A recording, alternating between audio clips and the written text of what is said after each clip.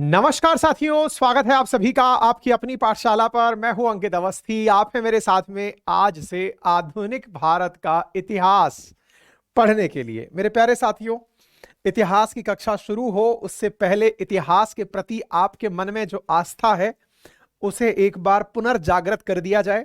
मेरे साथ में निशा, नवीन, बिट्टू, जितेंद्र, दुर्गेश, आशा, मुदित, ब्रजेश, अमन, सुबोध, इलेक्ट्रॉन, रावत, रजनीश, मिंजनी, मनीष, सैनी, शिखा, राज, शक्ति, सभी साथी जो उपस्थित हैं सभी को वेरी गुड मॉर्निंग। आइए सेशन की शुरुआत करते हैं और जानने का प्रयास करते हैं कि हम आफ्टर ऑल हिस्ट्री पढ़ क्यों रहे हैं। और आज का जो हमारा टाइटल है जिसमें हम लोग पढ़ने वाले हैं, arrival of Europeans in India, वो क्यों आए थे, क्या इसका इतिहास था, सारी बातें समझेंगे। लेकिन उससे पहले थोड़ा सा अपने प्रति आस्था जगा लेते हैं, यानी हिस्ट्री के प्रति आस्था जगा लेते हैं। जो भी साथी आज के सेशन में ताजा ताजा उपस्थित हुए हैं उन सबसे गुजारिश है कि वे सेशन के अंत तक, चाहे ये सेशन 25 मिनट का हो, चाहे 1 घंटे का हो, चाहे 1.5 घंटे का हो, अपने सवालों को बचा कर रखें। अगर बीच में आवाज चली जाए या कोई टेक्निकल ग्लिच आ जाए तो भले ही वो कमेंट बॉक्स का उपयोग करें, अदरवाइज रिदम ना टूटे इसलिए मैं अवॉइड करता हूं कि आपके कमेंट्स बीच में ना पढ़े जाएं। सेशन के अंत में और शुरुआत में ही मैं थोड़ा माहौल देख लेता हूं, है ना। तो चलिए शुरुआत करते हैं। सबसे पहले बात हो रही है इतिहास की कि हम पढ़ते क्यों हैं। क्या कभी आप किसी पंडित को हस्तरेखा दिखाने गए हैं, या फिर कभी किसी पंडित के पास कुंडली दिखाने गए हैं? और अगर आपने कुछ ऐसा किया है तो निश्चित ही आप इतिहास के विद्यार्थी हैं। आप में से कुछ लोग हो सकता है इस विषय पर तुरंत इनकार करने की, सर मैं आज तक पंडित के पास नहीं गया और मुझे तो मेरा भविष्य जानने की 1% भी जिज्ञासा नहीं है सर, इसलिए मैं तो इस चीज का मतलब बिल्कुल परे हूं। तो इसका मतलब पहला लिटमस टेस्ट कि आप हिस्ट्री के विद्यार्थी हैं अथवा नहीं, इसका पहला परीक्षण क्या है कि यदि आपने कभी अपना भविष्य जानने में रुचि दिखाई है कि आपका फ्यूचर क्या होगा, तो इसका मतलब आप हिस्ट्री के विद्यार्थी हैं। आपने बहुत बड़ा पॉइंट पकड़ लिया। फ्यूचर क्या होगा यह जानने के लिए मैं हिस्ट्री का विद्यार्थी हो गया, बिल्कुल सही। क्योंकि जब भी आप किसी पंडित जी के पास जाते हैं और उनसे आप पूछते हैं कि महाराज जरा मेरा हाथ देख के या मेरी कुंडली देख के बताओ मेरा भविष्य क्या है, तो पंडित जी कहते हैं कि देखो बेटा, भविष्य हम तुम्हें बताएंगे, लेकिन इससे पहले एक बार चेक कर लेते हैं कि हमने जो ज्योतिष देख करके जानकारी जुटाई है वो सही है तुम्हारे बारे में या नहीं है। अब ध्यान से सुनिएगा, बड़ा ही इंपॉर्टेंट पॉइंट बता रहे हैं हम। पंडित जी के पास जब कभी जाइएगा तो वो आपका सबसे पहले एक पॉइंट रेज करेंगे कि रुको जरा एक बार हमें देखने दो, एक बार थम्स अप करके बता दो। कभी आप लोग गए हैं तो कभी दिखाए हैं तो थम्स अप कर दीजिए, आप रिलेट कर पाएंगे इस चीज से, क्योंकि भैया हम तो परिवार में ही उनके पैदा हुए हैं जहां पर ये सब चीजें चलती हैं, खुद उस कुल में पैदा हुए हैं। तो ऐसी स्थिति में हमें तो ये बहुत अच्छे से मालूम है, आपको मालूम है या नहीं बस उसकी जानकारी ले रहे हैं। इसका मतलब ये हुआ कि भाई फ्यूचर की जानकारी से पहले चेक किया जाता है कि 1 मिनट रुको, एक बार हम पूछें जरा बताओ क्या तुम्हारे कभी 10वीं जब तुम 10th में थे, लगभग रहा होगा फलाना फलाना साल, मान लीजिए कि 2005 के आसपास की बात कर रहे हैं, तुम्हें भयंकर पीड़ा हुई थी, तुम हॉस्पिटल गए थे क्या? हाँ सर एकदम सही कह रहे हैं। हाँ फिर तो इसका मतलब हम ठीक एनालाइज कर रहे हैं। अच्छा इसी प्रकार से, अच्छा एक बात बताओ, जब तुम पैदा हुए थे तुम्हारे घर के हालात ठीक नहीं थे गुरु? हाँ सर सही कह रहे हैं आप एकदम, हमारे पिताजी की आर्थिक स्थिति ठीक नहीं थी। बोले बिल्कुल सही है। अच्छा तुम जब पैदा हुए तुम्हारी माताजी की तबीयत भी गुरु बिगड़ी थी बुरी तरह से? बहुत सही बहुत सही बहुत सही कह रहे हैं सर आप, मतलब एकदम सही पकड़ लिए हैं।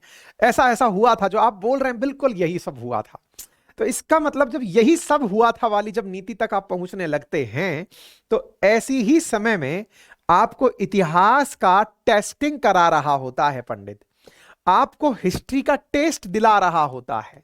हिस्ट्री जो आपको असल में यह बताने का प्रयास कर रही होती है कि आप कहां से आए हैं, यानी कि आपका सोर्स क्या है। पंडित महोदय आपका इतिहास देखकर आपको कॉन्फिडेंस में लाते हैं कि आपका इतिहास ये रहा है, अगर ये सब सही है तो बताइए फिर हम फ्यूचर में चलें। अगर ऐसा हुआ है तो कभी थम्स अप करिएगा कि सर हाँ बिल्कुल हमारे साथ एकदम ऐसा कि ऐसा हुआ है। ठीक है, तो इसका मतलब हिस्ट्री से आप फ्यूचर के रास्ते तक पहुंचते हैं, ये फील अगर आपको आ गया है तो आज आप समझ जाइए कि आप बिल्कुल हिस्ट्री के विद्यार्थी बन गए हैं। यदि आपके मन में अपना भविष्य जानने की जिज्ञासा है तो उसका लिटमस टेस्ट हिस्ट्री पढ़ना है, क्योंकि हिस्ट्री असल में आपको यह बताती है कि आप आ कहां से रहे हैं, आपके रूट को बताती है, और यह इस बात पर विश्वास व्यक्त कराती है कि जब आप इतना कर चुके हैं, आपने इस तरह से सब किया है, तो निश्चित ही आपका भविष्य सुरक्षित है। विचार कीजिए, हर देश, जब भी कोई देश डेवलप्ड इकोनॉमी बनने की तरफ होता है, सबसे पहले उसके यहां पर जो कार्यक्रम होता है उसे पुनर्जागरण कहते हैं। पुनर्जागरण का अर्थ समझते हैं आप? अंग्रेजी में जिसे रेनेसा कहा जाता है क्या? अल्टीमेटली उस देश को यह विश्वास दिलाया जाता है कि आपका इतिहास बड़ा समृद्ध था, पुनः जागो, जागे, आप बहुत पहले थे। यही कारण है कि आज के इतिहास में जब भी आप किसी भी जगह चर्चा सुनते हैं, आजकल पूरा भारत राममय हो रखा है। राममय होने के पीछे का बड़ा कारण क्या है? राममय होने का बड़ा कारण आपको यह याद दिलाना है कि आपके पूर्वज ऐसे हुआ करते थे, जिन्होंने वचन की खातिर अपनी सत्ता छोड़ दी थी, जिन्होंने पिता को वचन निभाते हुए 14 साल का वनवास स्वीकार कर लिया था। भाई ऐसा था जिसने खड़ाऊ रख करके 14 साल अपने भाई का इंतजार किया और फिर शासन को चलाया था। आपको याद दिलाया जा रहा है इतिहास के झरोकों से कि हमारे देश में कभी अशोक का साम्राज्य हुआ करता था। आपको बताया जा रहा है कि कभी चंद्रगुप्त भारत में हुआ करता था। आपको याद दिलाया जा रहा है कि कभी सिंधु घाटी सभ्यता भारत की सभ्यता हुआ करती थी। आपको बताया जा रहा है कि इतने तरीके के जो टेम्पल्स भारत में बने हुए हैं, इतने प्रकार का जो डांस भारत में होता है, इतने प्रकार का लिटरेचर भारत के अंदर है, इतने प्रकार की मूर्ति कला भारत के अंदर है, इतने प्रकार की वेद हमारे पास हैं, इतने प्रकार का हमारे पास चिकित्सा पद्धति हमारे पास है, हमारे पास में इतना कुछ है जिसके ऊपर हम गर्व कर सकते हैं। जब किसी भी देश को यह याद दिलाया जाता है कि आपका इतिहास बहुत समृद्ध था, उस काल को पुनर्जागरण काल कहा जाता है। मेरे प्यारे साथियों, हालांकि इस पुनर्जागरण को लेकर फिलहाल तो बहुत ज्यादा डिबेट छिड़ती है कि क्या वर्तमान में भारत का पुनर्जागरण काल चल रहा है क्या, क्योंकि हर आदमी इसी चीज पर चर्चा कर रहा है। देखिए, एक ही बार आदमी जागता है, फिर तो उसको बार बार याद दिलाया जाता है कि जागते रहो। वो 3 इडियट मूवी के अंदर चौकीदार का डायलॉग नहीं है, जागते रहो। तो असल में फिलहाल तो हमको जागते रहो की प्रेरणा दिलाई जा रही है, लेकिन देश की आजादी के साथ हमारा पुनर्जागरण हो गया था। लेकिन एक काल जब अंग्रेजों ने हमारे दिमाग पर यह बिठाने का प्रयास किया था कि प्रभु ने हमें, यानी ईश्वर ने अंग्रेजों को तो केवल इसलिए भेजा है क्योंकि वो ईश्वर के अवतार हैं, और इसी कारण को व्हाइट मैन्स बर्डन थ्योरी नाम दिया गया था। अर्थात ईश्वर ने अंग्रेजों को केवल इसलिए भेजा है क्योंकि वो दुनिया में इस विरासत को सुधार सकें, इस दुनिया के अंदर ये जो अनपढ़ गंवार जाहिल टाइप के लोग हैं इनको सुधार सकें। अंग्रेज जब भारत आए तो बड़ा ही सूटेड बूटेड प्रकार के, बड़े ही डिसिप्लिन में रहने वाले, वो कांटा और चम्मच से नाश्ता करने वाले लोग थे। हम देख करके यार गजब हैं, हम सब लुंगी धोती पहनने वाले लोग, अर्धनग्न रहने वाले लोग, और हमारे बीच में साहब अंग्रेज बाबू आते हैं बिल्कुल खटपट खटपट जूता पहन के, कोट टाई लगा करके, एकदम जो जेंटलमैन की इमेज तस्वीरों में दिखाई जाती है कि जेंटलमैन ही यही होता है। भद्र पुरुष में वो धोती लुंगी सब गायब हो गया, साफा वाफा सब गायब हो गया, हैट लगा आदमी जेंटलमैन होता है।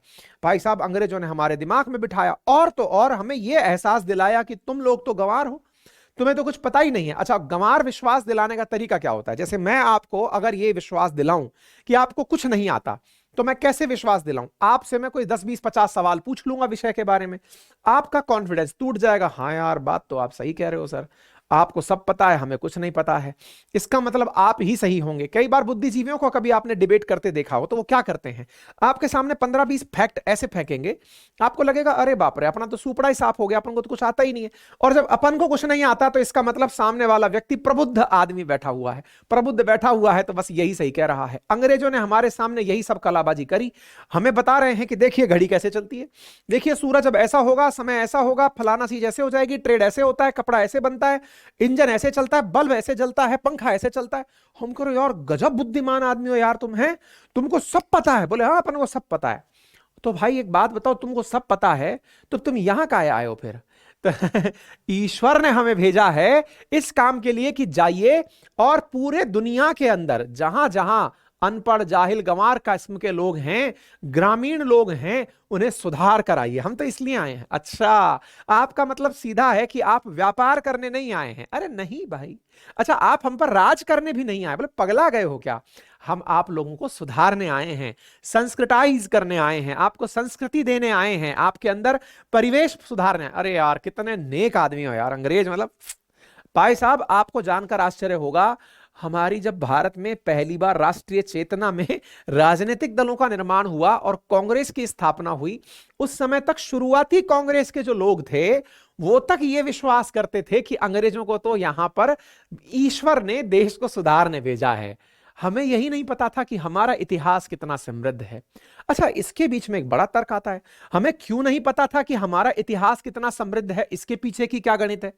इसके पीछे की गणित यह है क्योंकि असल मायने में जब हम लोग पोस्ट वैदिक काल में अपने ही संघर्ष में जी रहे थे, इंडिया ने अपने ऊपर विश्वास कैसे खोया, इसके पीछे का बड़ा कालखंड है। हमने जब इतनी सारी अच्छाइयां अपने साथ में देखी, हमने अपने देश में बुद्धिज्म को देखा, जैनिज्म को देखा, हमने अपने देश में बहुत ही बेहतरीन चित्रकला, संगीत और नृत्य कला, मूर्ति कला, मंदिर कला, स्थापत्य कला सब देखी। उसके बावजूद भी हम बिगड़ गए। जैसे मैं आपको रिलेट करूंगा, आज का ये सेशन भूमिका बनाने में जाएगा, आपको हिस्ट्री के प्रति उत्साहित करने में जाएगा। जैसे कभी इतिहास में, इकोनॉमी में कभी आपका इंटरेस्ट क्रिएट किया था, कभी पॉलिटी में किया था, कभी ज्योग्राफी में किया था, वैसे ही आज हिस्ट्री में इतिहास क्रिएशन में पहला लेक्चर जाएगा। आज फुल मोटिवेशन क्लास है, हिस्ट्री के प्रति आपको मोटिवेट किया जा रहा है।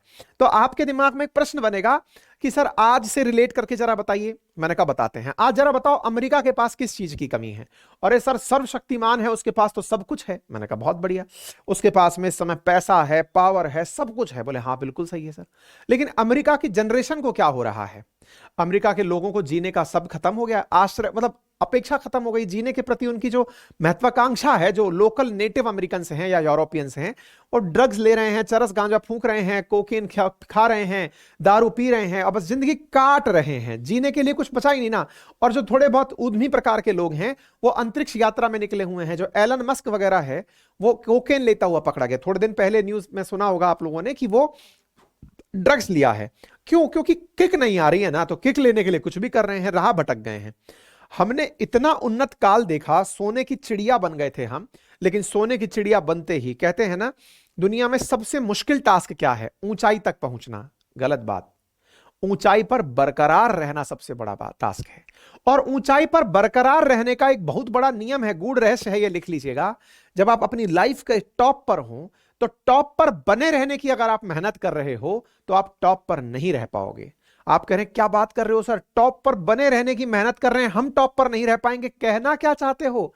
मैंने कहा टॉप पर केवल वही व्यक्ति बना रह सकता है जब टॉप पर पहुंचकर वो अपने लिए फिर कोई और पैमाना सेट कर लेता है, तभी जो वर्तमान में है वो पद उसका बरकरार रहता है। आज मान लीजिए मैं अपने बारे में कहूं कि मैंने अपने जीवन में जो चीज पानी चाहिए थी, बढ़िया वर्दी की नौकरी मिल गई, बढ़िया टॉप क्लास जॉब मिल गया, बढ़िया से पैसा, गाड़ी घोड़ा बंगला परिवार सब बढ़िया है। अब मैं अगर ये सोचूं कि मुझे बस ये बरकरार रह जाए मेरा, मैं बर्बाद हो जाऊंगा। बर्बाद क्यों हो जाऊंगा? क्योंकि ये सैंड है सफलता, ये सैंड है जो निकलती जाती है, सच्चाई है ये। और जब ये गिरती है तो आदमी के हाथ खाली रह जाते हैं। इसका मतलब आपको अपने लिए थोड़े और ऊपर के लक्ष्य सेट करने पड़ेंगे। अरे यार फॉर्च्यूनर लेके घूमते हैं, इसकी जगह एक काम करेंगे, डिफेंडर लाएंगे। यार एक मतलब इतने छोटे से घर में रहते हैं, एक बड़ा फार्म हाउस लेंगे, उसमें रहेंगे। अरे यार अभी हवाई जहाज में घूमने जाते हैं, चार्टर में घूमने जाएंगे। अरे यार अभी ये काम करते हैं, नहीं यार अपन ये काम करेंगे। मतलब अपने आप को जब चैलेंज कर दिया तब आप ऊपर बढ़ना शुरू हुए। इंडिया के साथ बड़ी दिक्कत क्या हुई कि दुनिया में आप सर्वोपरि हो गए, सोने की चिड़िया बन गए। चिड़िया के पास उड़ने के अलावा कोई ऑप्शन नहीं बचा। ऑप्शन नहीं बचा तो क्या हुआ? हम लोग आपस में लड़ झगड़ना शुरू कर दिए। जब पैसे वाला आदमी हो जाता है तो लड़ाइयां वर्चस्व की शुरू होती हैं। तात्कालिक रूप से अगर कंटेम्परेरी इतिहास उठाकर देखें तो अमेरिका और चीन में जो चल रहा है, इनके पास कोई कमी नहीं है, खूब समृद्ध लोग हैं। लड़ाई किस बात की चल रही है? बड़ा कौन? क्यों? पैसा तुम्हारे पास भी है, हमारे पास भी है, अपन दोनों में ज्यादा बड़ा कौन, तो चलो लड़ लेते हैं, चेक कर लेते हैं किसमें कितना है दम। ये जो कलेश मचा हुआ है दुनिया के अंदर, यही इतिहास का आधार भी बन जाता है। मतलब जितनी भी बड़ी सभ्यताएं हुई हैं वो बर्बाद ही इसलिए हुई हैं क्योंकि वो वर्चस्व की लड़ाई में निकल पड़ी। कौन बड़ा? कोई भी अपने आप को बड़ा बनाने में नहीं जुटा था, दूसरे को नीचा झुका के बड़ा बनाने में जुटा था, बर्बाद हो गए। सोवियत रूस कैसे खत्म हुआ? उसको अमेरिका से चुल थी कि भाई तुमसे हम बड़े हैं, हम तुमसे बड़े हैं, आओ लड़ेंगे। अमेरिका और दोनों में लड़ मर ली, खत्म हो ली कहानी। एग्जैक्टली इंडिया के बारे में, कैसे इंडिया का स्वर्ण काल खत्म हुआ, ये अपने आप में एक रिसर्च का विषय है। क्योंकि हम लोग बहुत झगड़े आपस में, हम आपस में राजा महाराजे आपस में लड़े पड़े हैं। हम कह रहे हैं कि तुम्हारा क्षेत्र यहां तक है, हमारा क्षेत्र यहां तक है, तुम बड़े कि हम बड़े। ये खैर ये हमारा इतिहास है। अब हम एंशिएंट इंडिया और मिडाइवल इंडिया, एंशिएंट इंडिया वाला जो कालखंड है, इसमें आर्ट एंड कल्चर जो इंपॉर्टेंट पार्ट है ये मैं पढ़ाऊंगा। मिडाइवल का भी आर्ट एंड कल्चर मैं पढ़ाऊंगा, राजे महाराजे मैं नहीं पढ़ाऊंगा। पहले ही आपको क्लियर कर दे रहा हूं, मैंने विज्ञापन में भी क्लियर किया और हमेशा क्लियर किया, और उसके पीछे का बड़ा आधार है। आजकल की जो परीक्षाएं आ रही हैं उनमें पूछा आर्ट एंड कल्चर जा रहा है, क्योंकि राजे महाराजों में सरकार को इंटरेस्ट नहीं है। सरकार को इंटरेस्ट इसलिए नहीं है क्योंकि अब लोगों को यह याद दिलाना है कि हमारा विरासत कितना समृद्ध था, हमारी संस्कृति कितनी समृद्ध थी। लोगों को राजाओं के नाम याद नहीं कराने हैं। अगर आप नोटिस करें हाल ही के दिनों में आई हुई परीक्षाओं में पूछे गए प्रश्नों को, तो आप देखेंगे कि वहां पर मंदिर निर्माण, क्या कहते हैं इसको, चित्रकला, संगीत, इनके कालखंड में जो राजा हैं उन्हें भले ही पूछ लिया। संस्कृति के रेफरेंस में राजे महाराजे जरूर पूछ लिए गए हों, लेकिन केवल इसका बेटा कौन था, किसने कौन सा युद्ध लड़ा, नहीं पूछना। मतलब ही नहीं है, क्योंकि इससे बच्चों को कुछ नया सीखने को नहीं मिल रहा है। जो बर्डन है ना, हम वो उतारने लग रहे हैं। अब मैं, क्योंकि इतिहास पर बोलने के लिए घंटों बोला जा सकता है, इसलिए फिर थोड़ा और मैं एक कदम स्किप करता हूं। स्वर्ण काल से हम लोग कहां पर पहुंचे? स्वर्ण काल क्यों खत्म हुआ? कभी जब मैं मिडाइवल एंशिएंट शुरू करूंगा उस समय पर स्वर्ण काल क्यों खत्म हुआ इसका जवाब दूंगा। फिलहाल के लिए मिडाइवल कालखंड में आते हैं। हमारे ऊपर आक्रमण हुए। हमारे ऊपर आक्रमण क्यों हुए, इसकी बड़ी कहानी है साहब। क्यों? क्योंकि हम सोने की चिड़िया थे। सोने की चिड़िया कैसे बने, इसकी भी अपनी एक कहानी है। क्या कहानी है? देखिए, इंडिया जैसे आज है ना सर्विस सेक्टर में सर्वोपरि, ऐसे ही पहले भी सर्विस सेक्टर में बहुत अच्छा था। हमारे लोगों को माल बेचना बहुत अच्छे से आता है, बड़े अच्छे व्यापारी होते हैं अपन लोग। दुनिया में दुनिया को माल बेचने वाले हम बहुत अच्छे लोग होते हैं, ठीक है साहब। तो ऐसी स्थिति में उस कालखंड में, अब मैं थोड़ा सा आपको तुरंत भगाकर आगे ले चल रहा हूं ताकि फिर मैं आपको लौटाकर वापस लेकर आऊं। जरा इस बार एक मैप को देखिए। देखिए, जैसे भारत में बड़ा ही कल्चरल साउंड है हम लोग, हमारे पास सांस्कृतिक विरासत तो है ही है, और हमारे पास समृद्धि भी है, प्राकृतिक समृद्धि भी है हमारे पास, क्योंकि प्राकृतिक संसाधन बढ़िया से हैं हमारे पास। अगर आप भारत को देखें तो भारत जैसा ही हरा भरा आपको चाइना दिखाई देता है। आप इन दोनों क्षेत्रों को मैच करिएगा तो आप एक चीज पाएंगे कि आपको जो ये रंग है ना मैप का, ये अपने आप में बताने के लिए पर्याप्त है कि भारत में जिस तरह से हरियाली दिखाई पड़ती है, ऐसी ही हरियाली चाइना में और ज्यादा दूर तक दिखाई पड़ती है। मतलब चाइना तो ज्यादा वो है, ग्रीन एरिया है। आप अगर देखें तो आपको समझ में आएगा। यानी एक प्रकार से यह कहा जाए, चाइना के अंदर जहां पर खेती की जा सकती है वो क्षेत्र बड़ा है, भारत के तुलना में यहां पर ज्यादा बड़ा क्षेत्र है। और वहीं ये ज्योग्राफिकल मैप है, इसे ध्यान से समझना। ये वाला जो आपको सूखा सूखा क्षेत्र दिख रहा है, ये देखिए, ये जो सूखा सूखा क्षेत्र दिख रहा है, ये सब डेजर्ट का एरिया है। और ये होता क्यों है, इसके पीछे मैंने प्रॉपर ज्योग्राफी पढ़ा रखी है। जो भी नए बच्चे एंट्री किए हैं उन सबको पुरानी ज्योग्राफी की क्लासेस मिल जाएंगी, न चिंता मत करिएगा, मैं टीम को बोल दूंगा, वो क्लासेस डाल दी जाएंगी। तो भाई साहब, और फिर नया इसके तुरंत बाद फिर से ज्योग्राफी शुरू होगा, तब भी मिल जाएगा, है ना। तो अपना तो लूप में चलता है ये सारा काम, दोबारा ये जैसे खत्म हुआ फिर से नया आ जाए। तो अब आप देखिए, यहां से यहां तक जो आपको ये सूखा दिखाई दे रहा है, आप विचार कीजिए, आप लोग तो हैं अमीर लोग, क्योंकि जहां खेती होती है वहां पैदावार अच्छी है, तो वहां लोगों को पेट भर रहा है, बढ़िया पानी आ रहा है, बढ़िया खेती हो रही है, हमें कोई जरूरत नहीं है। लेकिन इन लोगों को देखो, गरीबों को, गरीबों में जैसे आप इस तरफ की तरफ देखिए, यहां पर कंबोडिया दिखाई दे जाएगा आपको, है ना। इधर की तरफ इंडिया से ऊपर की तरफ ये सेंट्रल एशियन कंट्रीज आ गई। इधर की तरफ देखिए, ये ईरान वगैरह आ गया, पाकिस्तान, अफगानिस्तान, इस प्रकार के सेंट्रल एशियन कंट्रीज आ गए। ये वही वाला सीरिया, इराक, अरब, तुर्क, ये जो देश हैं ये सब इसमें आ गए, यमन, कतर वगैरह सब इसके अंदर देश आ गए। ये अफ्रीका वाला देश क्षेत्र वाला है ही।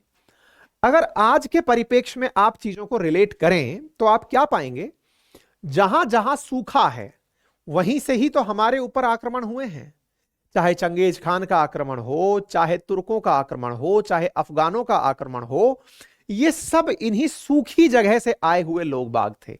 अब हमारे दिमाग में एक प्रश्न बना, सूखी जगह से लोग आए थे, इसका क्या मतलब है? अब हमने कहा समझाते हैं, फिर जाके आपको हमारे स्वर्ण काल के बाद का कालखंड समझ में आएगा। बोले बताइए क्या हुआ था। हमने कहा हुआ कुछ यूं था कि चाइना में बढ़िया मात्रा में सिल्क पैदा होता था। सिल्क बोले तो रेशम पैदा होता था। अच्छा, आज भी दुनिया में अच्छा कपड़ा, अच्छा भोजन, अच्छा स्टेटस जीने की तमन्ना सबकी होती है, पहले भी होती थी। तो सिल्क जो है ना, जो जिस सिल्क पहन ले या इंडिया में पैदा हुआ कॉटन पहन ले, ये अमीरों की पहचान मानी जाती थी। जैसे आज भी कई कपड़े ऐसे हैं जिनका मीटर में भाव हजारों रुपए में है, 20,000 रुपए मीटर, 30,000 रुपए मीटर, 40,000 रुपए मीटर। इंडिया का कॉटन ऐसा है, अगर आप कभी खरीदने जाइएगा तो रेमंड के शॉप में आपको, मतलब जो आए दिन हर दूसरी दुकान पर जो रेमंड रखा हुआ है, उसमें भी आपको 8-10 हजार रुपए मीटर का कपड़ा आसानी से मिल जाएगा। इनके अंदर कपड़े के पर स्क्वायर मतलब कुछ सेंटीमीटर पर इंच में या सेंटीमीटर में कितने धागे बुने गए हैं, इसके आधार पर रेट बढ़ती चली जाती है। ठीक है, चलिए खैर कोई नहीं, आगे सुनिए। तो ये बड़ी स्टेटस की बात होती थी कि किसने भारत का कॉटन पहना है या फिर चाइना का सिल्क पहना है। अच्छा, सिल्क तो केवल एक बहाना था क्योंकि मेजर सामान सिल्क था, लेकिन सिल्क के साथ साथ इस पूरे क्षेत्र में बड़ी मात्रा में खाद्य पदार्थों में मसालों का उत्पादन हुआ करता था। अच्छा, कॉटन और सिल्क की एक खासियत बताता हूं मैं आपको, अगर आप इससे रिलेट कर पाए तो जोड़िएगा। अगर आप कॉटन पहनते हैं तो आप सर्दी और गर्मी के हिसाब से अलग कपड़े खरीदने के लिए मत जाइए। क्यों? क्योंकि कॉटन की विशेषता है, आप गर्मी में पहनेंगे तो आपको ठंड का एहसास दिलाएगा और ठंड में पहनेंगे तो आपको गर्मी का एहसास दिलाएगा। कॉटन के वस्त्र इसीलिए सबसे ज्यादा खरीदे और पहने जाते हैं। रेशम तो इसका भी बाप है, गर्मी में पहनेंगे तो एकदम ऐसा दिखेगा जैसे ठंडा चीज पहन लिया है आपने, एकदम ठंड की अद्भुत अनुभूति और हल्का कपड़ा। और वहीं रिवर्स, सर्दी में पहन लिए तो आपको एकदम गर्मी का एहसास, क्योंकि आपके साथ में एकदम थर्मोस्टेट क्रिएट कर देगा। कपड़ों की विशेषता होती है। जिन क्षेत्रों में हम अपना सामान निर्यात करते थे वो यूरोपियन देश थे। यूरोपियन देशों में बढ़िया खेती बाड़ी तो होती है, लेकिन ठंड इतनी ज्यादा पड़ती है क्योंकि ज्योग्राफी के अनुसार ये ट्रॉपिकल नहीं, टेम्परेट रीजन है जहां पर बर्फ पड़ती है। बर्फ की परेशानी क्या होती है?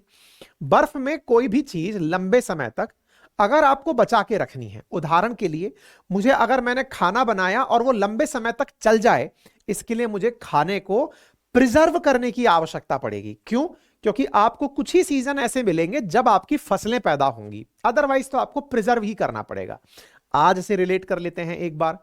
आप जितना भी ये पिज्जा खाते हैं, बर्गर खाते हैं, उन सब में जितने भी प्रकार के मसाले डलते हैं वो सब प्रिजर्वेटिव्स ही तो हैं। पिज्जा और बर्गर असल में है क्या? कभी नोटिस कीजिएगा तो पाएंगे कि इनके यहां पर अनाज के कटोरे हैं। यूक्रेन वगैरह, चेरनोबिल, ये वाला जो क्षेत्र है, यहां पर बढ़िया अनाज पैदा होता है। अनाज पैदा हुआ एक ही सीजन में पैदा हुआ, उसको प्रिजर्व करके पहले ही सूखी रोटी के रूप में बचा के रख लिया। अगर आपकी माताजी आपको कभी ठंडी रोटी खिला दें तो आप माताजी पर खफा हो जाएं कि ओहो मैं ठंडी रोटी खाऊंगा क्या। लेकिन वही जब डोमिनोज आपको वही ठंडी रोटी कम से कम 400 रुपए में खिलाता है तो आप उसे स्वाद कहते हैं। ठंडी रोटी तो है, उसने असल में किया क्या? उसी गेहूं से आपका आटा बनाकर, उसकी रोटी बनाकर लंबे समय तक के लिए डबल रोटी के नाम से सेव कर ली। आज जो पिज्जा का बेस होता है वो है क्या? लंबे समय तक प्रिजर्व की हुई रोटी है। उस रोटी के अंदर कुछ ऐसे मसाले और मिला दिए गए ताकि वो सड़े नहीं। हम बड़ा चाव से खाते हैं। ऐसे ही बर्गर का जो बन है वो क्या है असल मायने में? बन भी बना करके रोटी को फुला के रख लिया। आप जरा ठंडी रोटी 2 दिन पुरानी घर पे खा के देखिए। अरे सर ठंडी रोटी खाई जाती है क्या? अरे साहब चाव से खाते हैं लोग, पैसा देके खाते हैं। चलिए तो और आगे सुनते हैं। ऐसी ही स्थिति में यूरोप के अंदर जिस प्रकार से रोटी का उदाहरण आपने देखा, कभी अगर पिज्जा खाया हो तो उसके ऊपर, पिज्जा बेस के ऊपर मियोनीज डलती है, उसके ऊपर पता नहीं और कौन से सॉसेस डलते हैं, कई प्रकार के सॉस डलते हैं। सॉसेस हैं क्या असल मायने में? अगर घर पर कभी आपने केचप के नाम पर टमाटर का सॉस अगर खाया हो, जिसके साथ में कई बार आप कचौड़ी पकौड़ी टाइप की चीजें खाते हैं, टमाटर का सॉस जिसे आप कहते हैं, वो है क्या असल में? जब टमाटर स्वच्छ था तो उसे रखा, उसको मथा और मत करके उसमें ऐसे मसाले मिला दिए कि वो खट्टापन थोड़ा लंबे समय तक हमको उपलब्ध होता रहे। इसलिए जो टोमेटो केचप की बोतल्स आती हैं वो साल साल भर चल जाती हैं। अर्थात प्रिजर्वेटिव्स ऐड कर दिए गए। प्रिजर्वेटिव्स केमिकल नहीं है, प्रिजर्वेटिव्स मसाले हैं। यानी कि यहां की आवश्यकता के साथ साथ ये आवश्यकता थी कि इन्हें कुछ ऐसे मसाले चाहिए थे जो इनकी खाद्य आवश्यकता को लंबे समय तक प्रिजर्व कर सकें। इसी प्रकार से आज जो आप प्रोसेस्ड फूड खाते हैं, चाहे आप चिप्स खा रहे हैं, चाहे आप नूडल्स खा रहे हैं, जो भी चीज आप खा रहे हैं वो प्रिजर्व फूड है। इनके यहां की मजबूरी आज हमारे यहां का फैशन है, आज हमारे यहां का टेस्ट है। तो यूरोप की मजबूरी क्या थी कि इन्हें सरवाइव करने के लिए बड़ी मात्रा में प्रिजर्वेटिव्स यानी मसालों की आवश्यकता थी। मसाले पैदा कहां होते थे? यह हमारी खुशकिस्मती थी कि यह पूरा क्षेत्र मसालों के लिए जाना जाता था। भारत, चीन, इंडोनेशिया, ये जितने भी छोटे मोटे, थाईलैंड का, ये जितने भी छोटे मोटे टाइप के देश हैं ना, ये सब की सब कौन से देश थे? जहां पर मसाले पैदा हुआ करते थे। ठीक है ना। इधर की तरफ मंगोलिया, मैं गलत से कंबोडिया बोल देता, ये मंगोलिया, कंबोडिया इधर की तरफ है, गलती से मंगोलिया को, मंगोल्स को मैंने कंबोडिया बोल दिया था, करेक्ट कर लीजिएगा। ठीक है। अच्छा, तो यहां क्या हुआ? ये सारे के सारे जो क्षेत्र हैं ये मसाले रिच क्षेत्र थे। तो यहां पर क्या था?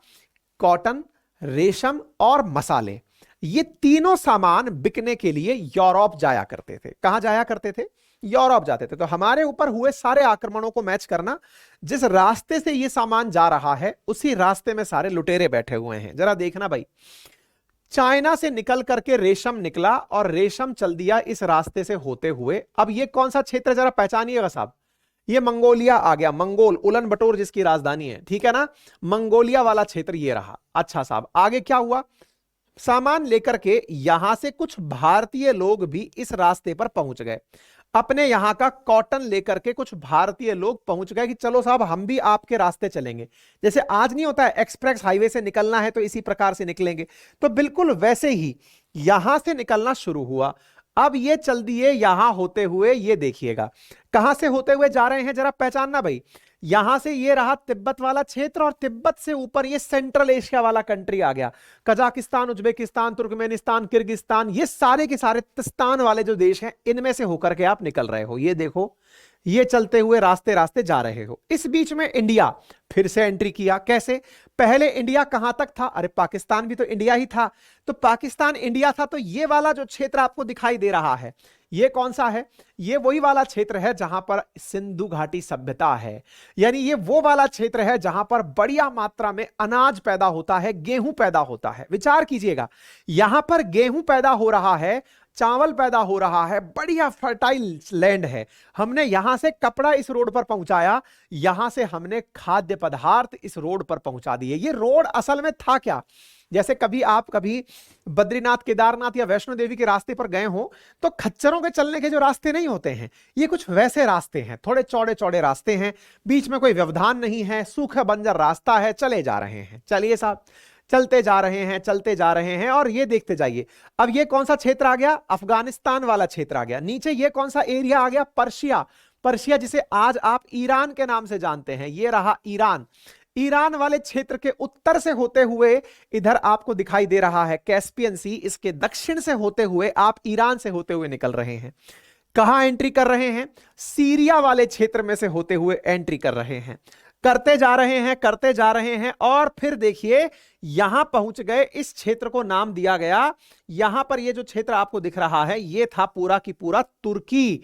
आप कहां पहुंच गए? तुर्की पहुंच गए, तुर्क के पास पहुंच गए, तुर्की पहुंचे। और फिर यहां से आपके सामने दो ऑप्शन आए। क्या ऑप्शन आए?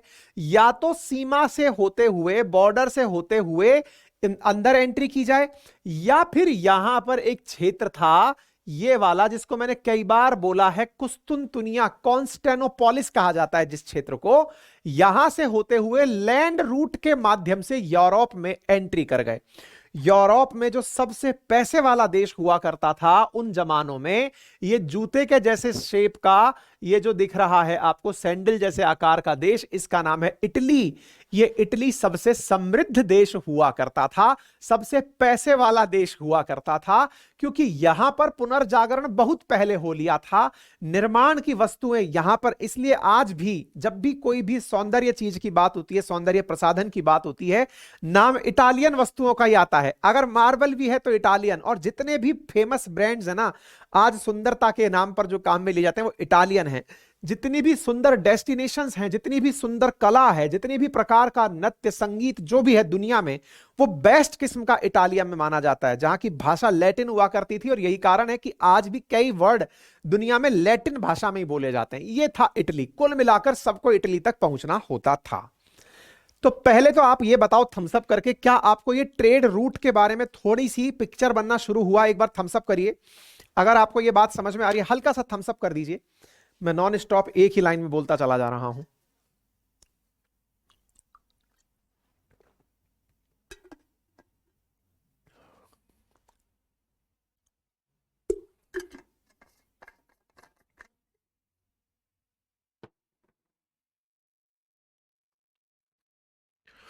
बोलिए एक बार, कुछ समझ में आ रहा है, कुछ थोड़ा दिमाग में जा रहा है तो एक बार बताइए, ताकि फिर दूसरा गियर शिफ्ट किया जाए। करण, मुझे दिख रहा है। लिप्सा लिख रही है सर बफरिंग। बफरिंग तो नहीं हो रही है। जल्दी से बताइए, और थम्सअप कर दीजिए सभी से। साहिल, बहुत बढ़िया बेटा, शाबाश। रवि, आलोक, अभिनय, रंजीत,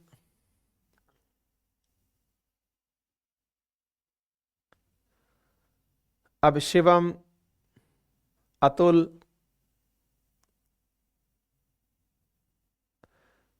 डन। ठीक है। आर्यन, जन्मदिन की आपको हार्दिक शुभकामनाएं भैया। आनी, बिल्कुल कोशिश करेंगे। ठीक है,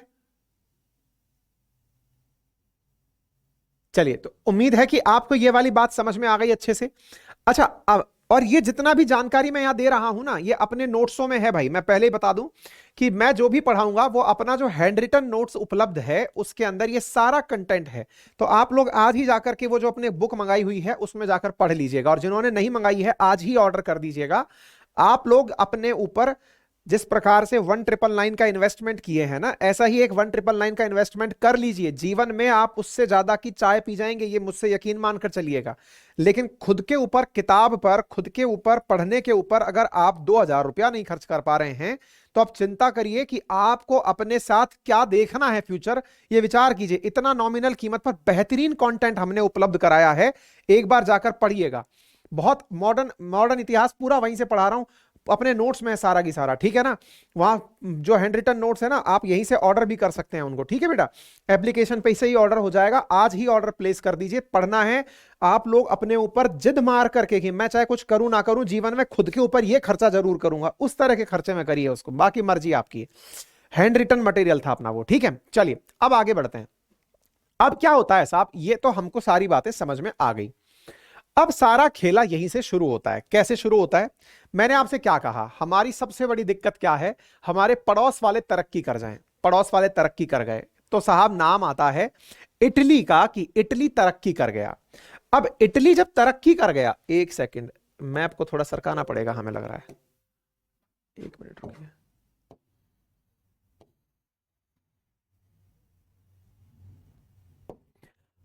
हाँ जी, तो जब इटली तरक्की कर गया तो भाई साहब इटली की देखा देख बहुत सारे लोगों के अंदर बड़ी चिंता आ गई कि यार ये तो बहुत तेजी से आगे बढ़ रहे हैं, और इनके तेजी से आगे बढ़ने में सबसे बड़ा योगदान बोले इस ट्रेड रूट का है। इटली तरक्की कर रहा था तो यूरोप के अन्य जो देश थे वो जलना शुरू हुए। उनमें सबसे ज्यादा वो जला जो सबसे कोने पे बैठा था। नाम था इसका पुर्तगाल। ये रहा पुर्तगाल, जिसकी राजधानी लिस्बन है। आप इसे देख रहे हैं यहां पर। इनके दिमाग में कीड़े उठने शुरू हुए कि यार गुरु, इटली के पड़ोस में ये जो फ्रांस है, जर्मनी है, स्विट्जरलैंड है, ऑस्ट्रिया है, ये तो सब इधर उधर बॉर्डर से पैसा वैसा खरीद करके अपना काम चला ले रहे हैं। हम तक तो चीज पहुंचते पहुंचते ही पुरानी हो जाती है। ये बिल्कुल वैसे है जैसे मान लीजिएगा कि आप घर के सबसे छोटे हैं, घर में सबसे बड़ों को सबसे पहले कोई चीज दी गई, आप तक पहुंचते पहुंचते ही पता चल रहा है कि खेरा खेरा बच गया, मिठाई तो कोई और खा गया। यहां से यहां तक पहुंचते पहुंचते व्यापारिक वस्तुओं को बहुत सारे उम्मीदवार पहले ही मिल गए। कभी पंगत में अगर जीमने के लिए बैठे हों, जब लोग खाना खिलाने के लिए आपको पंगत में बिठाते हैं, बिठा के जमीन पर खाना खिलाते हैं, तो वो जो खाना खिलाने वाला आता है उसका खाना आधे रास्ते में खत्म हो जा रहा है, हम तक पहुंच ही नहीं रहा है। कई बार तो पत्तल दूना हम तक नहीं पहुंचता, उससे पहले आगे वाले भैया खड़े हो जाते हैं, अगर कभी ऐसा हुआ हो। इनके साथ बिल्कुल वैसा हो रहा था। पुर्तगालियों में गजब की फ्रस्ट्रेशन आ रही थी। इनने कहा भाई साहब ऐसे नहीं चलेगा, कुछ तो मामला गड़बड़ है, हम लोगों को अगर आगे बढ़ना है तो हमें कुछ करना पड़ेगा। भाई साहब यहाँ के एक राजा हुए, नाम बताएंगे उनका, हेनरी था अगर मैं सही हूं, हेनरी द नेविगेटर। उन्होंने ही सबसे पहले समुद्र में रास्ता खोजा था। खैर, फिलहाल के लिए हम इटली पर वापस लौटते हैं। इनसे केवल पुर्तगाल ही नहीं जल रहा था, जल ये लोग भी रहे थे जहां से माल जाया करता था। एक बार जरा इस मैप को फिर से देखिए। आपने ये जो पूरा रूट देखा, ये रूट निकल रहा था गरीबों के बीच में से। गरीब वो लोग थे जिन्हें यही नहीं पता कि इन इन ये जो हाथी घोड़े जा रहे हैं, ये जो इंसान रथ लेकर जा रहा है, इसके पास कितना पैसा है। आपको जानकर आश्चर्य होगा, हम सोने की चिड़िया बने कैसे थे।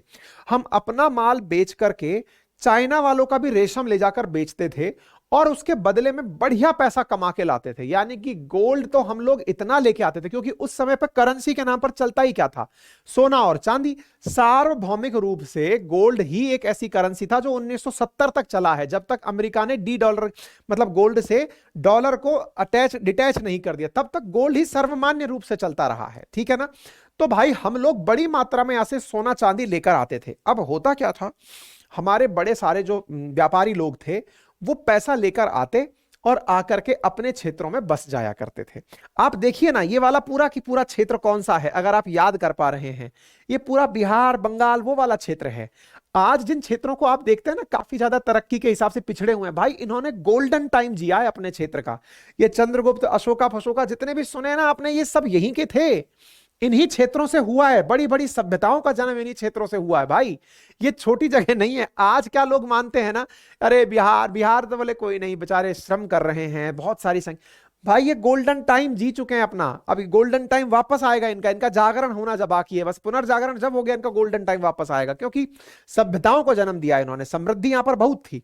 तो अब ये हुआ जी कि यहां से ये लोग जब पैसा लेके लौटते तो ये जो बीच के गरीब हैं, ये गरीब उन्हें रास्ते में लूट लेते, जैसा आज भी होता है। जैसे आप कभी रास्ते में जाइएगा तो आपको रास्ते में सबसे ज्यादा लूटने का खतरा कब होता है, आप किसी रास्ते से जा रहे हैं कि नहीं, भाई साहब ने रोक लिया आपको, अरे भाई साहब रुको इधर, कि मेरे को वहां तक छोड़ देना, पता चल रहा है आपको छोड़ने के नाम पर बैठे थे, रास्ते में लूट लिए। तो ऐसे आपके साथ धोखे होते हैं, हमारे साथ बहुत धोखे हुए। ये पूरा की पूरा रास्ता हमारे साथ धोखों भरा था। रास्ते में हमको लूटा खूब जाता था, लूटा खूब जाता था। कभी तुर्क लूटते थे, कभी ईरानियन लूटते थे, कभी यहां पर बैठे हुए अफगानी लोग लूटते थे, कभी यहां से आए हुए मंगोल हमको लूटते थे। लूटते लूटते लूटते फिर भी हम क्या करते थे कि कोई नहीं जी, ये जो सिंधु नदी है इसे पार कर गए अगर हम, तो सिंधु नदी पार करके बेटा तुमसे नदी पार नहीं हो पाएगी, और नदी पार नहीं हो पाएगी, हम अपने क्षेत्र में सुरक्षित पहुंच जाएंगे। तो इंडिया में जितना भी पैसा आया वो व्यापारिक पैसा था। बड़ी मात्रा में मसाले बेचते, बढ़िया पैसा लेकर इंडिया आते। लोगों की नजर में यह हो गया कि यार ये तो सोने की चिड़िया है, क्योंकि इतना ज्यादा पैसा ये लोग हमसे कमा कर ले जाते हैं, इस रास्ते से होकर पैसा लेके निकलते हैं। कोई बात नहीं। अच्छा, जब भी संघर्ष हुआ है दुनिया में तो वो वर्ग संघर्ष हुआ है, धन के कारण संघर्ष हुआ है। भारत की अमीरी और दूसरी तरफ यूरोप की अमीरी इन गरीबों से देखी नहीं गई। इसी बीच में इस क्षेत्र के अंदर इस्लाम का प्रादुर्भाव हुआ। इस्लाम बहुत ज्यादा पुराना धर्म नहीं है, इस्लाम मध्यकालीन युग का धर्म है। इस्लाम जब चलना शुरू हुआ, जिस समय इस्लाम ने जोर पकड़ना शुरू किया, तो इस्लाम की मान्यताओं के साथ साथ कुछ लोगों ने एक यूनिटी बनाई कि भाई हम सब लोग एक हो जाएंगे और हम एक जैसी मान्यताओं के साथ अपने आप को आगे बढ़ाएंगे। इसी बीच में यहां पर जितने भी कबीले रहा करते थे, अफगानिस्तान की तस्वीरें अगर आज भी देखेंगे तो खेत खलियान कुछ नहीं दिखाई देगा आपको, वीरान जगह पड़ी हुई है, मेनलैंड खाली पड़ा हुआ है, कोई पैदावार ही नहीं है, बैरन लैंड पड़ा हुआ है। फिर इन्होंने टारगेट किया कि इनको लूटने के लिए इधर ही चलना पड़ेगा। इसी कारण से मध्यकालीन युग में भारत पर बहुत सारे आक्रमण हुए। तो बहुत सारे आक्रमण में सबसे बड़ा कारण क्या था? हमारी अमीरी। अमीरी क्यों थी? सिल्क रोड के कारण। सिल्क रोड के कारण। अच्छा, चाइना को इसका बड़ा फायदा मिला। किस कारण से? क्योंकि अल्टीमेटली चाइना तक पहुंचने के लिए आपको हिमालय और हिमालय के साथ साथ तिब्बत का पठार क्रॉस करना पड़ता था, और ऊपर से यहां की मंगोल की ठंड, ये तो बोले यार बहुत बड़ी मुश्किल स्थिति हो जाएगी, तो इसको तो पहुंच नहीं पाते थे। और हम बहुत निकट थे, तो अफगानिस्तान से पाकिस्तान में तो एंट्री करनी थी, पाकिस्तान पहले भारत था, तो अफगानिस्तान से पाकिस्तान तो बॉर्डर था, तो बोले चलो लूट के आ जाएंगे। इसीलिए आप अगर भारत का इतिहास उठाकर देखेंगे मध्यकालीन युग में, तो भारत पर जो मेजर अटैक हुए हैं वो इसी पाकिस्तान वाले रास्ते से हुए हैं। ये जो पूरा की पूरा रास्ता है, आप सोचिए पाकिस्तान पहले असल में हिंदुस्तान ही था, यहां पर कोई इस्लाम का प्रभाव नहीं था, कोई किसी भी प्रकार के, यहां पर आज भी आपको मंदिर दिखाई दे जाएंगे, बौद्ध मठ दिखाई दे जाएंगे। आए दिन खबरें सुनते हैं कि 150 मंदिर तोड़ दिए, ये हो गए, बौद्ध के यहां पे चैत्य विहारा बने हुए दिख जाएंगे। हुआ क्या, यहां से जब आक्रमण करने लोग आते थे, तो इस क्षेत्र को देखकर, जैसे आज मान लीजिए आप में से कोई व्यक्ति विदेश कमाने जाए, लेकिन विदेश की सुख शांति देख करके मन कर जाए कि यही रहना है, तो वहीं बस जाए। तो वैसे ही यहां पर क्या होते थे, कई आक्रांता आते थे, जीत करके यहीं बस जाते थे। यह क्षेत्र सबसे ज्यादा वो क्षेत्र था जहां पर लूट खसोट बहुत मची। और एक बहुत बड़ा श्रापित जो क्षेत्र था वो क्या था, मैं वो बताता हूं। ये लोग चूंकि महिलाओं को आज तक भी इन्होंने बराबरी का दर्जा नहीं दिया, तो पहले कैसे देंगे।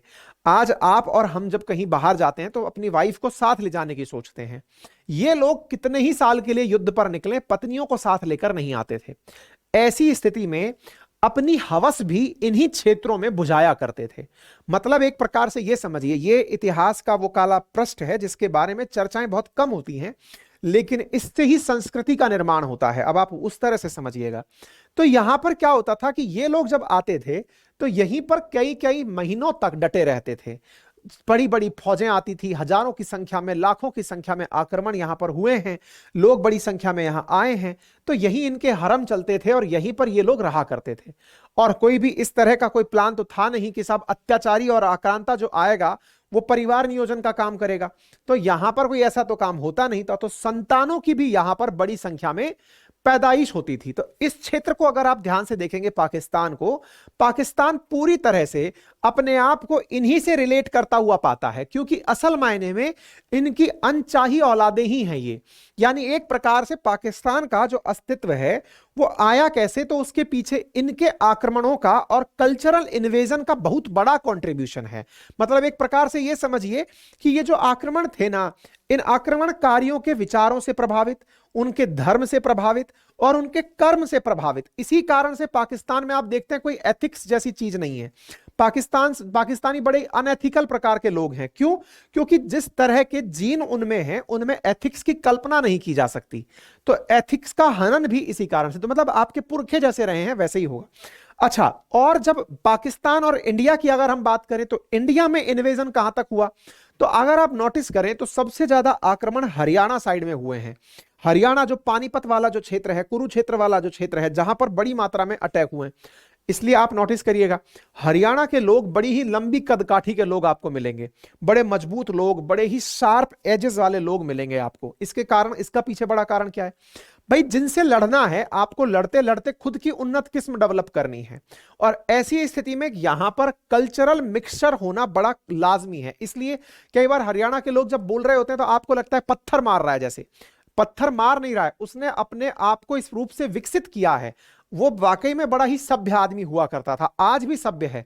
लेकिन हुआ क्या ना कि उसने उनसे लड़ने के लिए अपने अंदर एक भाव पैदा किया।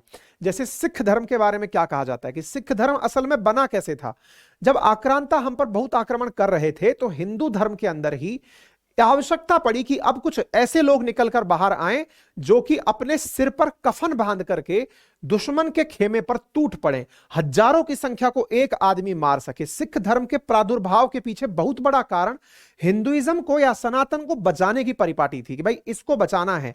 और सिख धर्म इसलिए बहुत ज्यादा हिंदुइज्म से मैच करता है। इसलिए आप गुरु ग्रंथ साहिब में भी आप देखेंगे तो वहां पर आपको राम की चर्चा मिल जाएगी। गुरु गोविंद सिंह के बारे में आप सुनेंगे तो वो परम भक्त आपको मिल जाएंगे।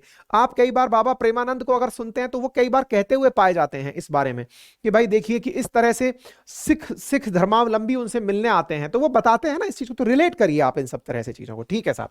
तो कुल मिलाकर के पंजाब और हरियाणा में जो कल्चरल मिक्स हुआ तो वो आपको समझ में आना चाहिए। हमारे ऊपर जब इन आक्रांताओं ने ये सोचा कि यार इतना पैसा है, हर बार आते हैं लूट के जाते हैं, सोमनाथ मंदिर को 17 बार लूटा गया, बोले यार इतना लूटते हैं, इनके पास पैसा ही खत्म नहीं होता है। तो जब पैसा ही खत्म नहीं होता है तो क्या करें, तो बोले फिर एक काम करते हैं, यहीं पर चल के शासन करते हैं। और यही हुआ कि भारत के अंदर मध्यकाल तक पहुंचते पहुंचते मुगलों ने अपनी शासन व्यवस्था ही, बोले हम तो आए ही यहीं के लिए थे, यहीं जिएंगे यहीं मरेंगे, हमें यह जगह अपनी सी लगती है। यानी कि इसलिए मध्यकाल के युग में मुगलों के बारे में यह कहा जाता है कि वो तो भारतीय ही हो गए थे, यानी कि यहां जो आए यहीं का होकर रह गया, उनकी पीढ़ियां उनके वंश सब यहीं पर समाप्त हुए, वो फिर वापस नहीं लौटे। इसलिए आक्रमणों से यहां तक का जो कालखंड है, ये उम्मीद है आपको अच्छे से समझ में आया होगा। तो अगर हम इसको पूरी तरह समराइज करें अब पूरी कहानी को, तो आप किस सार पर पहुंचते हैं जरा ध्यान से देखिए। भारत में अच्छी पैदावार ने यूरोप तक हमारा कनेक्शन क्रिएट किया, पैदावार के कारण हमने दुश्मन अपने नजदीक बुलाए, दुश्मन हमें लूटने चले आए, लूटते लूटते मध्यकाल तक पहुंच गए। हालात ये हो गए कि हम इनके प्रभाव में आ गए, इनके प्रभाव में आ गए, इन्हीं की तरह बोलचाल, इन्हीं की तरह रहन सहन, इन्हीं की तरह अहिंसा, इन्हीं की तरह हिंसा, अविश्वास, असत्य, ये सब हमारे व्यवहार का हिस्सा हो गया। हमें यह लगने लगा, देखिए जैसा राजा यत्र राजा तत्र प्रजा। आज देश में अगर प्रधानमंत्री नरेंद्र मोदी का शासन चल रहा है और वो भक्ति को बहुत बढ़ावा दे रहे हैं, चाहे कैसे भी दे रहे हो या ना दे रहे हो, अगर उनके काल में राम मंदिर बन रहा है तो लोगों में नीचे तक जहां तहां देख रहे हो लोग गाना गा रहे हैं, राम आएंगे राम आएंगे। पहले एक समय था, आप अगर नोटिस करिएगा, लोगों की कॉलर ट्यून्स में आपको सुनने में मिलता था तो फिल्मी गाने मिलते थे। आजकल आप सुनिएगा तो भक्ति में गाने आपको मिलते हैं, आपको संगीत सुनने को मिलता है भजन के रूप में, आपको मतलब इस तरह की कॉलर ट्यून्स लगी हुई है। जो परिवर्तन है ना वो ऊपर से चला आता है, इसी को परकोलेशन ऑफ मतलब पावर कह लीजिए, या जो भी आपको रूप में समझ में आए।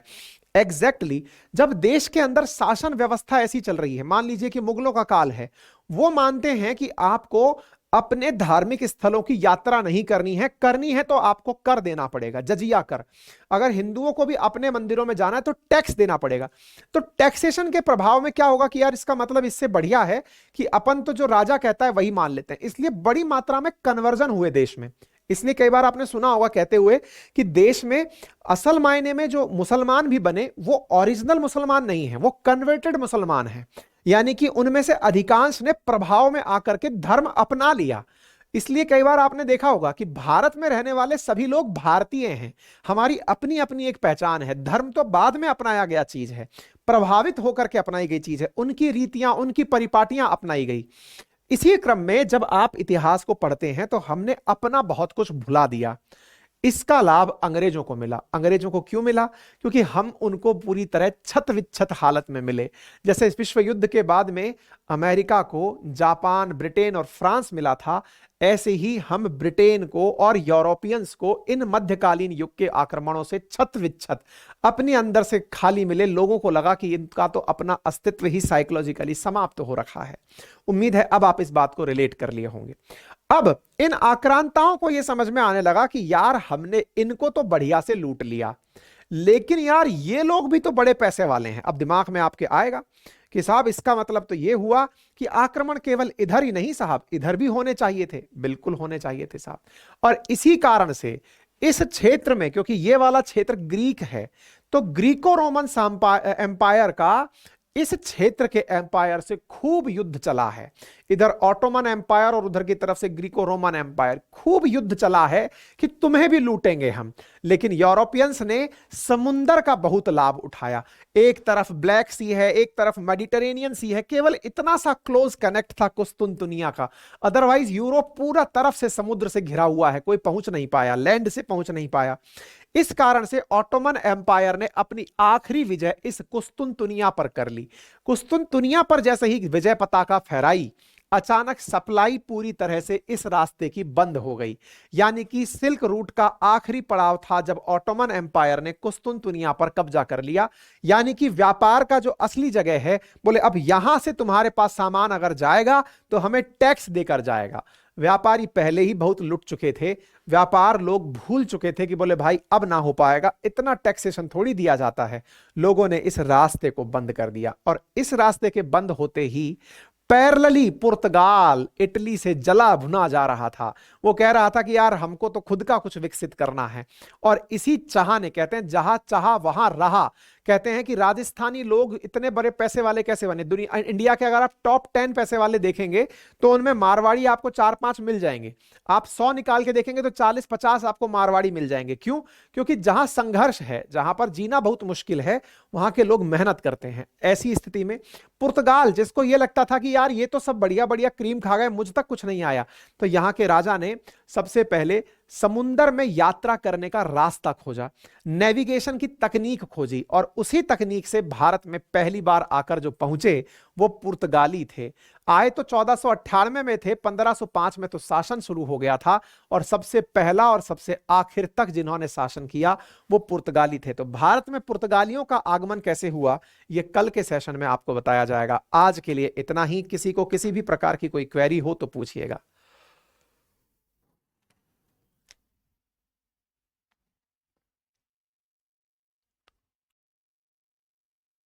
आनंद, बिल्कुल। वास्को डिगामा ने भारत की खोज नहीं की थी, भारत तो पहले से ही था। वास्को डिगामा ने अंग्रेजों के लिए भारत की खोज की थी, पुर्तगालियों के लिए भारत की खोज की थी। Sandeep Kumar Pandey, thank you. Deep Trivedi, love you. Sandeep Kumar, love you भाई, बहुत सारा लव यू मिल रहा है आज। नेहा, बिल्कुल बढ़ा देंगे भैया। प्रकाश, मैं चेक कराता हूं भाई।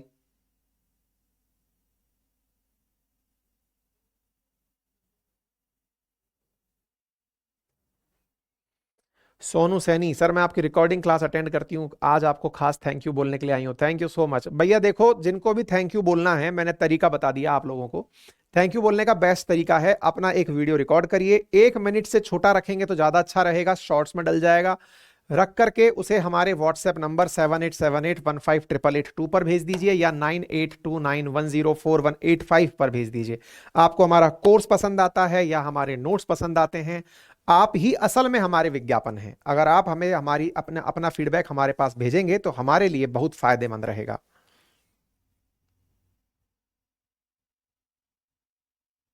नोट्स 7 दिन में आपके घर पर पहुंचा दिए जाते हैं। लव यू चंदन भाई, आज बहुत सारा लव यू मिल रहा है। Thank you, thank you.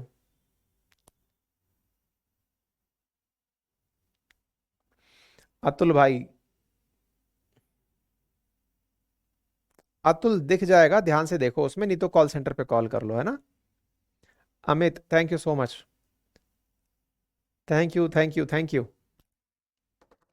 ठीक है, तो फिलहाल के लिए इतना ही। आप सबसे गुजारिश ये है कि आप में से यदि कोई भी साथी, जो भी कंटेंट मैं यहां से आगे पढ़ाने जा रहा हूं, एक एक लाइन कंटेंट कैसा होगा ये देख लीजिए। इस तरीके से पढ़ाया जाएगा आपको, पूरा 1 पेज इंग्लिश में, 1 पेज हिंदी में, 1 पेज इंग्लिश में, 1 पेज हिंदी में। ये तो पीडीएफ के रूप में आपको पूरी तरह प्राप्त हो जाएगा, ये जैसे इंग्लिश में, ये हिंदी में। लेकिन पीडीएफ का प्रिंट निकलवाने में उससे कहीं कई गुना ज्यादा खर्चा हो जाता है। हमने प्रॉपर तरीके से हाथ से लिखकर खूबसूरत नोट्स मंगाए हुए हैं, अपने ऊपर वो खर्चा जरूर कर लीजिए। आज ही ऑर्डर प्लेस कर दीजिए बेटा, है ना। तो इस प्रकार से आप देखिए, बहुत अच्छा कंटेंट है, आपको मजा आएगा, चिंता मत करिए, बहुत अच्छा लगेगा। इतिहास में, इतिहास पढ़ते पढ़ते आपको ये विश्वास होने लगेगा कि यार सर से हिस्ट्री ही पढ़नी चाहिए थी और कोई सब्जेक्ट नहीं पढ़ने चाहिए था। हर सब्जेक्ट में आपको अनुभूति शायद यही रही हो, मेरा ऐसा मानना है। आप जरूर ये अपनी तरफ से फीडबैक दें कि जब जब जो सब्जेक्ट पढ़ा आपने, उसको पढ़ते हुए किसी और सब्जेक्ट की याद आई। चिंता मत करिए, मजा आएगा। मैं इन सब्जेक्ट्स को जीता हूं, इसलिए आपके साथ ऐसे बतिया पाता हूं। तो चलिए फिर मिलते हैं कल फिर से इसी प्रकार के एक और सत्र में। Thank you so much.